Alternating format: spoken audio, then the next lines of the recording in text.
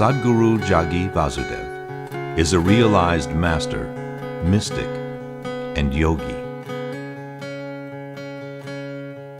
He has shown the way for people to attain to their natural joy and to live life with experience from one's own inner nature.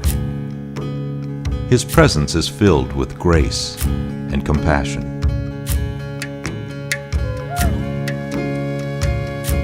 Sadhguru's scientific approach towards spirituality and work towards the upliftment of humanity have received accolades worldwide.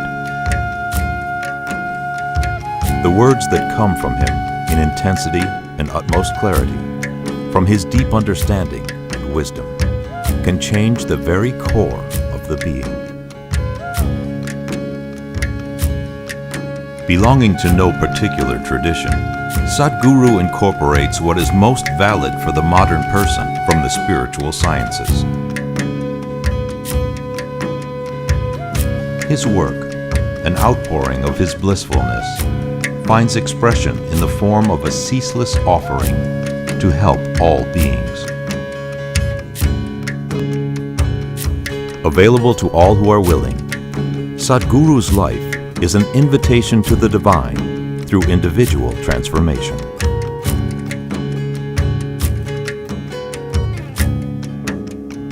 Welcome to the silent revolution of self-realization.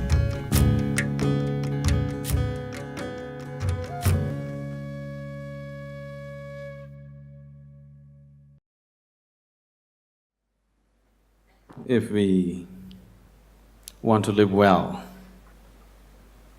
both externally and internally, how well we live here simply depends on how well we manage our surroundings and how well we manage ourselves.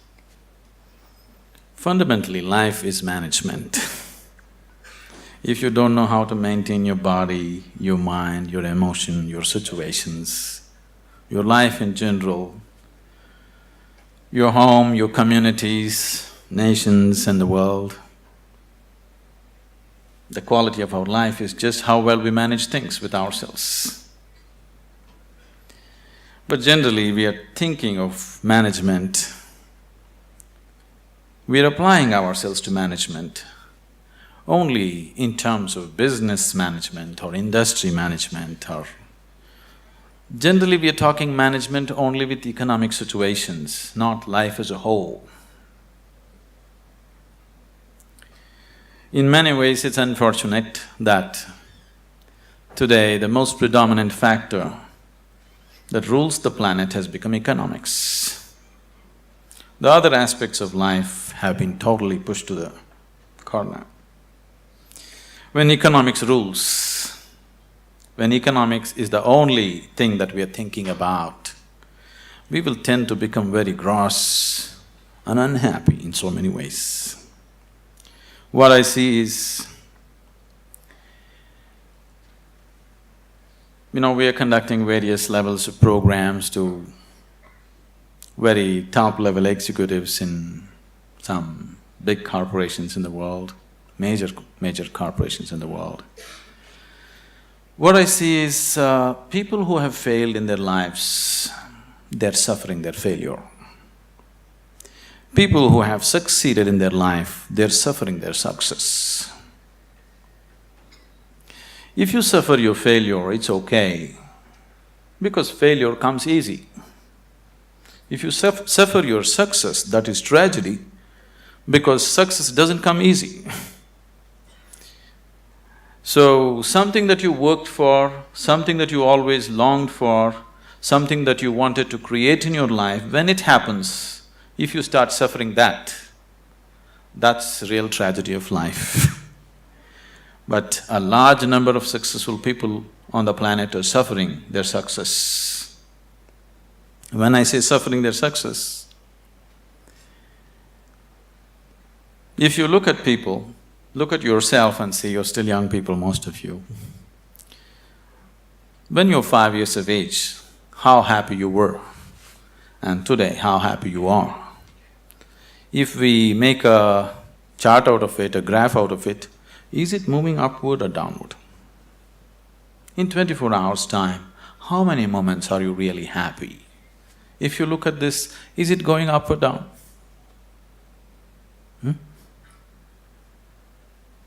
Is it going up or down? Down. So that means you're a bad manager.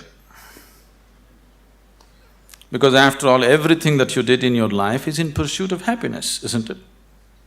All that you're doing in your life, you're doing it because you believe that is your happiness. You educate yourself, you pursue careers, you build families, you run after your ambitions. So many things you do because somewhere you believe fulfilling those things will bring you happiness. After doing all that, if happiness is not multiplying, it is going down, that means you are a bad manager of yourself. Anybody who does not know how to manage his own body, his own mind, his own emotion and his energies, if he is managing outside situations, he is only managing them by accident, not by intent, the way he wants it. Because if you do not know how to manage your mind, how to manage your energies, how to manage your interiority, managing the outside is bound to be accidental. When you manage situations by accident, you exist as an accident. When you exist as an accident, you are a potential calamity. When you exist as a potential calamity, being anxious all the time becomes a natural part of life. Anywhere you go today, people are talking stress management. Especially a few years ago when I first went to United States, wherever I go, people were talking stress management. I could not understand why anybody wants to manage his stress. I can understand you want to manage your business, your finance, your family, your property, whatever, but why would you want to manage stress? It took me a while to understand these people have come to the conclusion that there is no other way to live. Somehow people have come to the conclusion that if you do things in the world, you're bound to be stressful. One is not stressful because of what they're doing. One is stressful because he's a bad manager of himself. He doesn't know how to manage his own systems. That is why he's stressful. It is not the nature of the job which makes one stressful. You ask a chaparasi, he is also stressful. You ask the top executive, he is also stressful. Everybody believes their job is stressful. No job is stressful. If you have no control over your own systems, you will be stressful. Whether you do something or you don't do anything, isn't it so? See, management means… fundamentally, management means we want to decide the course of our destiny. That's management, isn't it? We don't want to live here by accident. We want to take our lives where we want to go. That's management, isn't it so? If you're managing by accident, you are not a manager. Without you, things will run better. So once you say, I'm a manager, that means somewhere you have decided that you want to go in a particular way. You want to have a certain kind of situation, both inward and outward. So everybody is a manager in his own capacity, but in different levels and different types. Whether you manage a kitchen where you cook for 4 people, or you manage a large industry where 10,000 people work, fundamentally, if you want to have a good kitchen or a good industry, you must be a good manager of that situation, isn't it? So whether you're managing a little kitchen or a large industry, if you want to manage outside situations, generally you will have to manage material and people around you. If you have to manage 10 people or 10,000 people around you, you have to manage 10 minds or 10,000 minds around you. But if you have no management over your own mind, you managing 10,000 minds is going to be a disaster. In the process of doing something, if we are destroying human beings, which is happening right now, in the process of managing a situation, the man is broken, then this kind of management is no good, because after all, every management that we do is only for human well-being. If we are doing management for human well-being, in the process of doing something, in the process of managing situations, It is not only about producing something or making profit. Human beings should rise to their full potential. If we manage a situation properly, in simple process of working, you and the people who are working with you should be able to raise to their full potential. When I say rising to full potential, not just work potential, but as human beings, they must be able to rise to their full potential. If people work together, then people should be able to rise to the peak of their love, peace, compassion within themselves. If this doesn't happen, then it's bad management, because all management, the basic intent is human well-being. If that is not happening, you're just producing something, you're making little profit, but human beings are getting broken in the process, it doesn't mean anything. So if this kind of management has to happen, that just in managing a business, you find people around you raise to their peak, then you have to spend a certain amount of time in focusing on your inner management. If this doesn't happen, you will only manage situations by accident. A lot of people have understood management as a way of throwing their weight around. Can I tell you a joke? Are you okay? On a certain day, a lion was really feeling great within himself.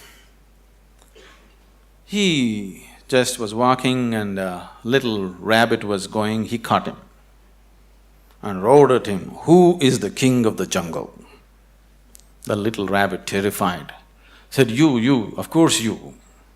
He let him go, swaggered around a little bit. Then he found a fox, caught him, "Who is the king of the jungle?"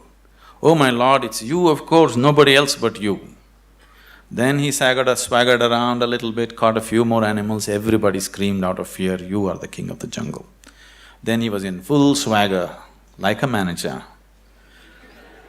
king of the jungle Walked into a clearing in the jungle, there was a huge tusker standing. He went, stood in front of him and asked, "Who is the king of the jungle?" The tusker took his trunk, rolled him up, picked him up, twirled him around, smashed him to the ground. His back broke. Then the lion said, "You could have just told me."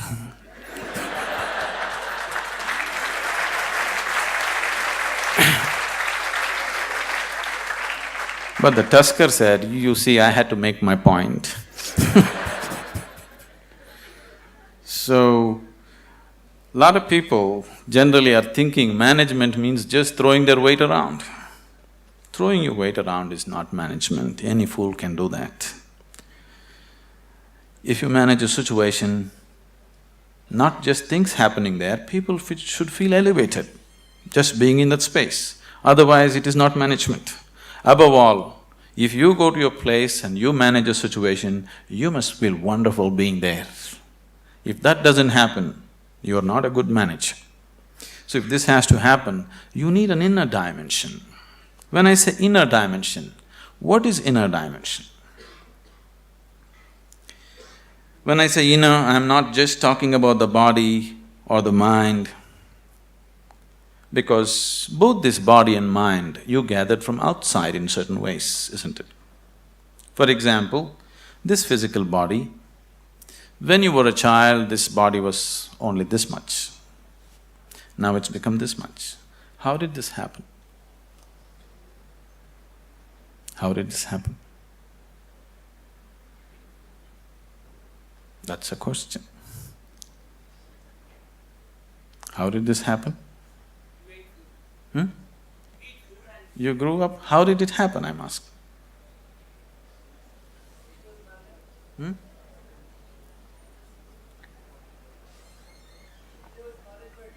I'm sorry? How did it happen? How did all this body happen? Food that you ate, isn't it? What you call as my body is actually a heap of food that you gathered. What you call as food is just a piece of earth that you convert it into food and make it into body, isn't it? So this body is just a heap of food that you gathered over a period of time. What you call as my mind is a heap of impressions that you gathered from outside. Now you have a heap of food and a heap of impressions. If this much gathering has to happen, something more than this must exist, isn't it? If you are capable of gathering such a large body and so much mind, there must be something more fundamental than this. But that never comes into your experience. You're just lost in these two heaps, trying to make some sense out of it. Now, as there is a science, as there is a management science for external well-being, there is a management for science for inner well-being. It is just that most of the time we have not approached it scientifically. We're just believing by doing something, somehow everything will be okay. Right now, people are thinking by educating themselves they will live happily ever after, which you will discover after some time it's not so. By getting a job, they think they're going to be happy ever after, which you will discover it is not so. By making money, you think you're going to be happy ever after, you will discover it is not so. Somebody thinks by getting married, they're going to be ever after, and they know it is not so. So, you're trying to somehow fool yourself into believing that by doing something, everything will be okay. Though repeatedly it has let you down, still you believe that something else, some other miracle will make everything okay. It'll not be okay. It once happened.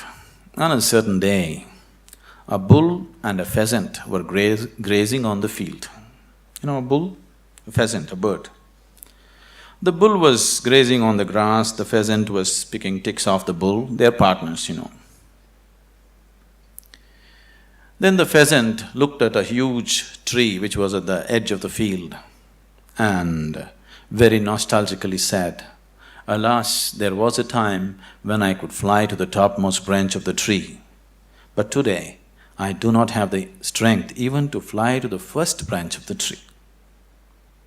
The bull very nonchalantly said, "That's no problem. Eat a little bit of my dung every day. You will see, within a fortnight's time you will reach the top of the tree." The pheasant said, "Oh, come off it. How is that possible?" The bull said, "Really, please try and see. The whole humanity is on it. You could try too." Very hesitantly, the pheasant started pecking at the dung, and lo, on the very first day it reached the first branch of the tree. In a fortnight's time, it reached the topmost branch of the tree. It just went and sat on the topmost branch and just looking at the scenery, enjoying it. The old farmer saw a fat old pheasant on the top of the tree. He took out his shotgun and shot him off the tree. So the moral of the story is, even bullshit can get you to the top, but never lets you stay there.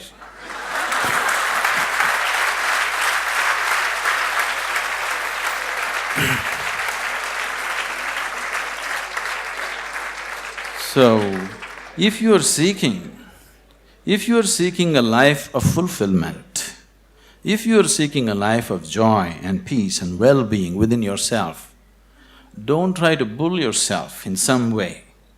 You must do the right thing, otherwise it won't work. Now that you're managers or to be managers, probably, definitely, I hope they have taught you that unless you do the right thing, it doesn't work with outside. The same goes with the inside. Unless you do the right thing, it just doesn't work. You may just bull yourself to believe that this will make me all right, that will make me all right. Yes, for a moment, but the next moment you crash. Please see, successful people, unsuccessful people, just look at their lives and see in 24 hours, how many moments are they really joyful? How many? You go on the street and see how many joyful faces do you see on the street? Very, very few, isn't it so? Yes? If you see any, usually they are young faces. Over 30 faces are all long faces. What's happened to them? For most of them, their lives have worked out far better than they ever imagined. If you look at yourself as a generation, never before another generation of people have been this comfortable and this well physically as you are right now, isn't it? Isn't it so? We are the most comfortable generation. No other generation has known these kind of comforts and conveniences. But still, are we any happier than what people were?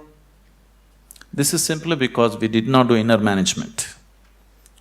We just did external management, no inner management. In the process of creating what we want, the very source of our life, this planet, we're just destroying, isn't it? In pursuit of our happiness, we are just making a bonfire out of this planet, but still we are not satisfied, nor are we any more joyful than what we were 500 years ago as people were, isn't it? So somewhere we have neglected the interiority. So to turn inward, what is needed? One reason why most young people here had never made any effort to turn inward is because today, any thinking person, the moment he can read ABC, speak English and he has extra alphabets next to his name, he develops an allergy towards anything spiritual. This is not your fault. These so-called spiritual people have made such jokers out of themselves. They have presented spirituality in such terrible ways, ridiculous ways, that anybody who has any sense doesn't want to go anywhere near it. See, a spirituality means to know something which is beyond the physical. Right now, if you exist as a physical entity, as a body, as a mind, because both these things are accumulations from outside, whatever happens outside will happen inside.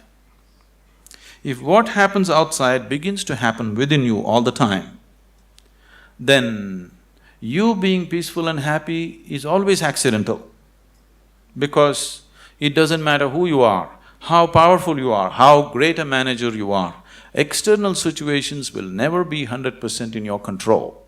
That's the nature of the life. Even if you're just two people in the family, still you don't have absolute control over the situation, isn't it so? As the scope and play of your life increases, you have less and less control over the situations in which you live. That's the reality of life. So if whatever is happening outside is happening within you, you being peaceful and happy in your life is a faraway thing, it's never going to happen. Only when a person begins to experience a dimension beyond the physical within himself, then he can play with the physical world whichever way he wants. He can do the best that he can do with the outside world, but the interiority is undisturbed, always the way you want it. The outside world will not happen the way we want it 100%. At least the inner world should happen the way we want it, isn't it so? Isn't it so?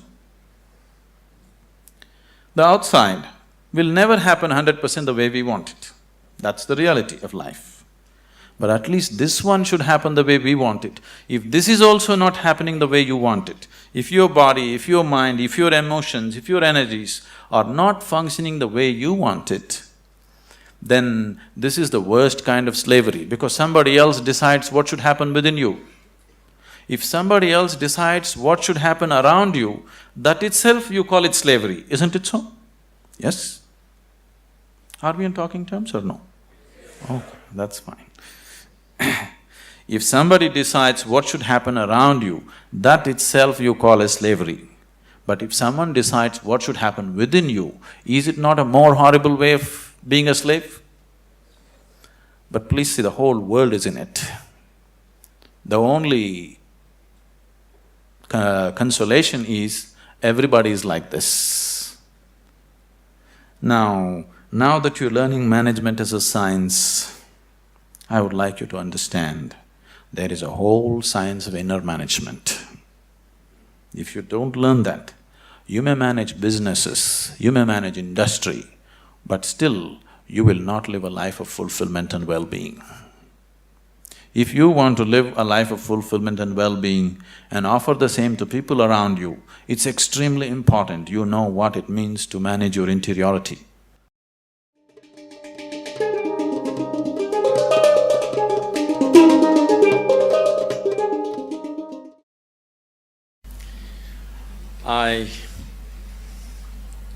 I really don't know how you feel today going out of probably the last step of your education, or at least one step of your education, a major step of your education. Because when I studied in the university, I did not go to my convocation.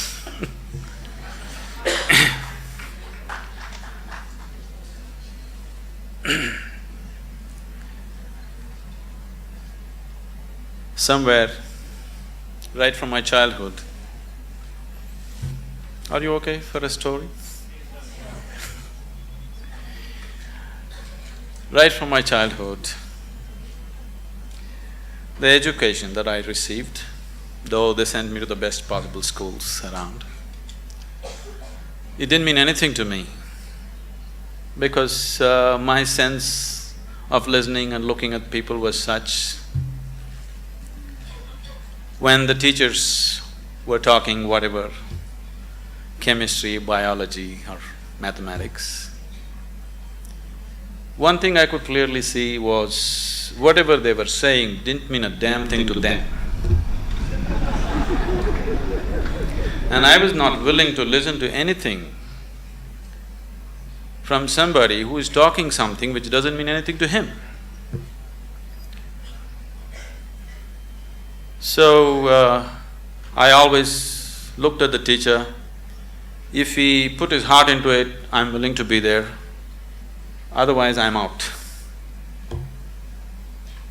Because somewhere I have so many things on my agenda for the day. 24 hours are packed with too many things. I'm not willing to spend an hour or even 5 minutes listening to someone who is talking something which doesn't mean anything to him. Even if he's talking nonsense, it doesn't matter. If it means something to him, I'm willing to listen to it. But if he's talking great things which don't mean anything to him, I'm not willing to listen to him. So as a part of this, I spent… Your education is over, so I can talk. I spent almost 90% of my college hours outside, only 10% inside. Only when I saw somebody who is talking something with passion, I'm there. Otherwise, I'm just out. Now, this education, I'm repeatedly telling Dr. Majumdar and a few other people around here, I'm happy to see somebody's talking with some passion about what they're doing. Somebody, it doesn't matter what they're doing is right, wrong, okay, perfect or not. But someone has put his heart into it, it's okay, because human lives becomes beautiful not because we do the right things. Human lives become beautiful because we put our heart into what we're doing. It doesn't matter what we're doing, whether we are sweeping the floor or managing the country or what we are doing, if we are putting our heart into what we are doing, it's beautiful to be doing that activity. So I think it's a fortune that I've just seen a few people, I hope everybody here is putting their hearts into what they're doing and living in an atmosphere where people are passionate about what they're doing itself is highly enriching. Now that you're stepping into the world, not that you don't know, but anyway, now you're stepping into the world in a different dimension than the way you have been till now. Once you step into the world, there's going to be a lot of filth. There is corruption, there is nonsense, there is so many things happening everywhere.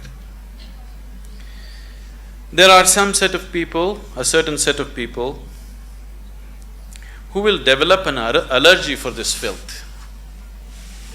They can't stand it.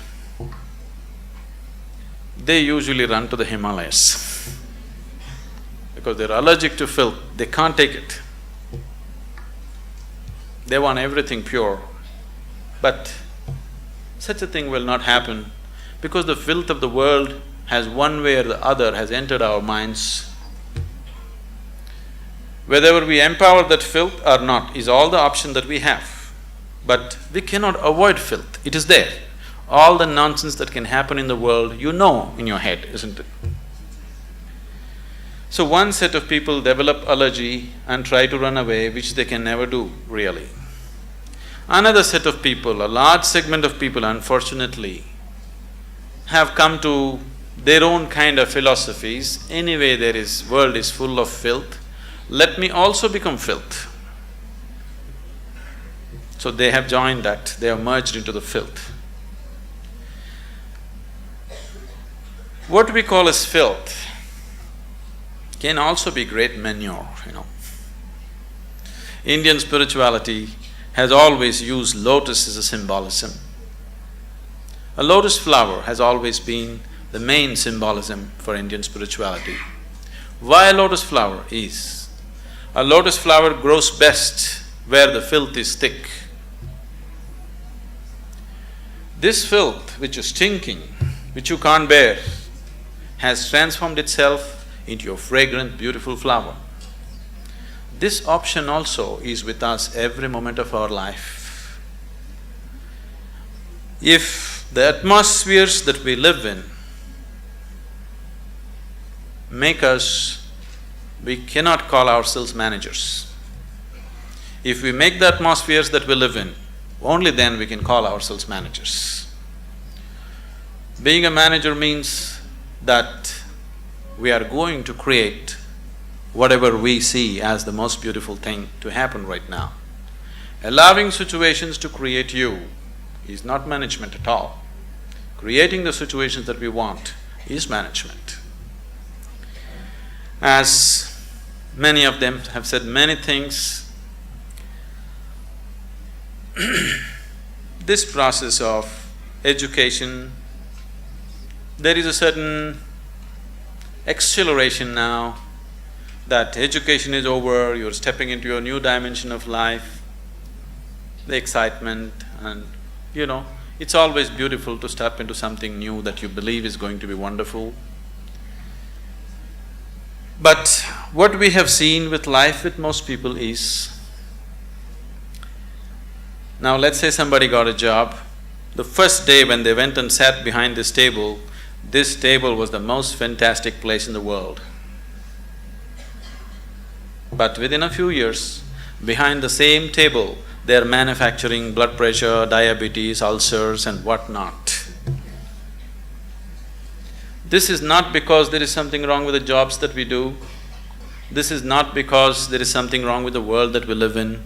It is simply because we have not paid sufficient attention to ourselves. We have paid too much attention to what is outside.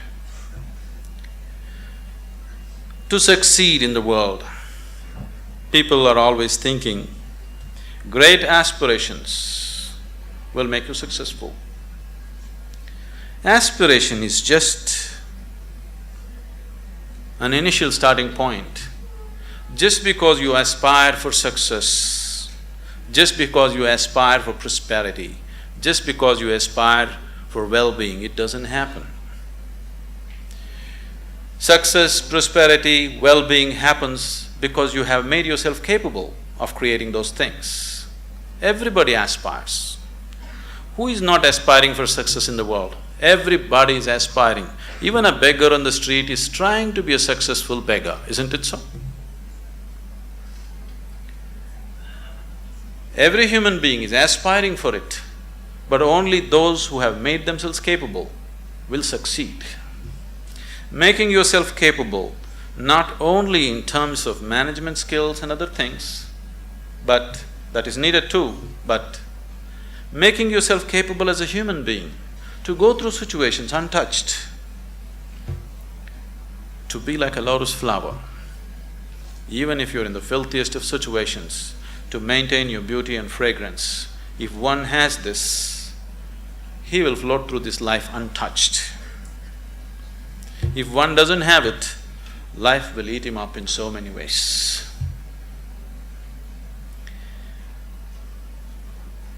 It's my wish and my blessing that this new set of managers will manage this world, this country, this community, and the business and commerce, which is part of our existence today in the world, in a much better way than the previous generations of people have done.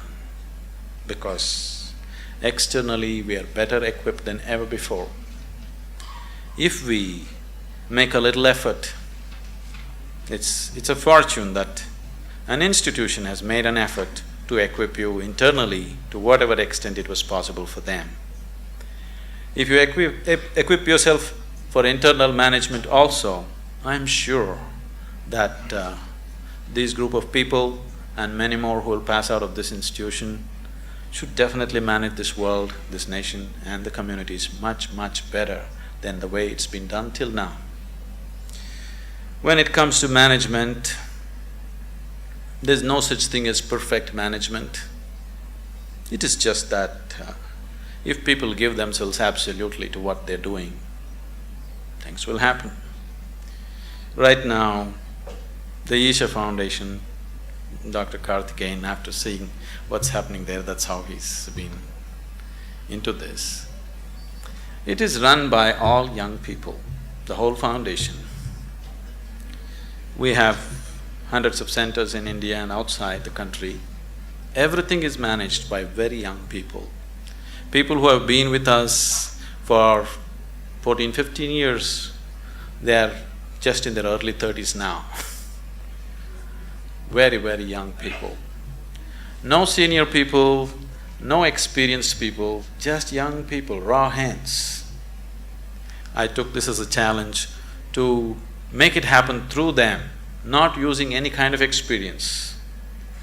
I'm not against experience, I'm not against that, but I wanted to make a statement that incredible things can be done, not because we know how to do it. Incredible things can be done simply because we are committed that we want it to happen, that's all. Today, this has grown into a voluntary organization with over 200,000 active volunteers around the world. And we have taken enormous projects of social significance. All these things are handled by volunteers. They're not paid for it, they spend from their own pockets and do things. And you need to understand, managing these people, managing volunteers is much more difficult than managing paid employees, because you can't fire them. You can never fire them for inefficiency or indiscipline or whatever, because they're there on a voluntary basis.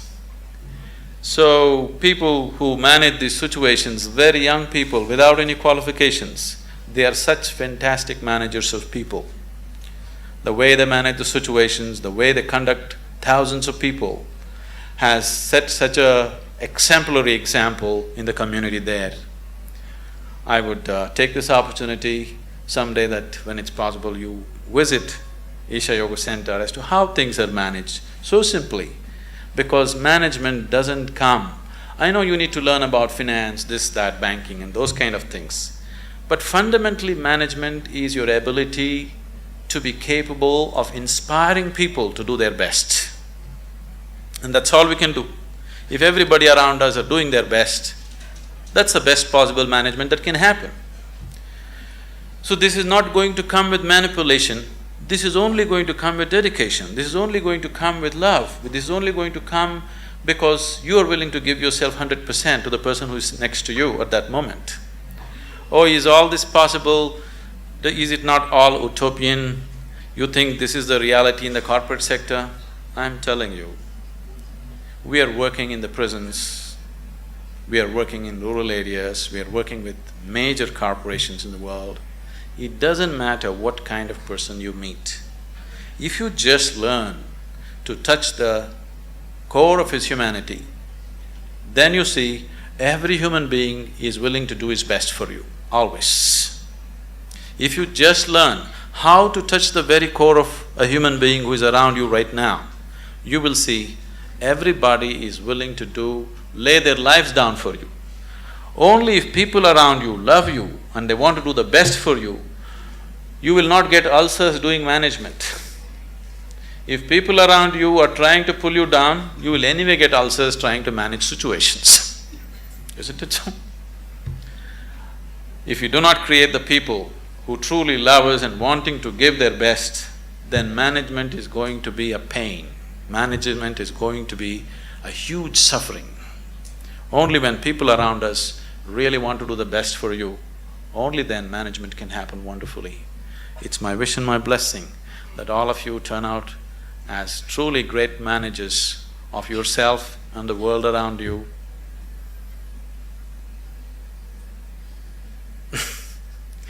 Our lives become beautiful not because of what we do. Our lives becomes beautiful simply because we have included everybody around us as a part of our dream of well-being. I hope all of you become truly successful and well. In whatever way, with inner technologies, if you need any help, we are always available to you. It's been a joy to be here in this institution. I've been to any number of colleges. People are the same, but creating an institution with some sense of commitment for inner well-being in today's world is… I'm too happy. Thank you.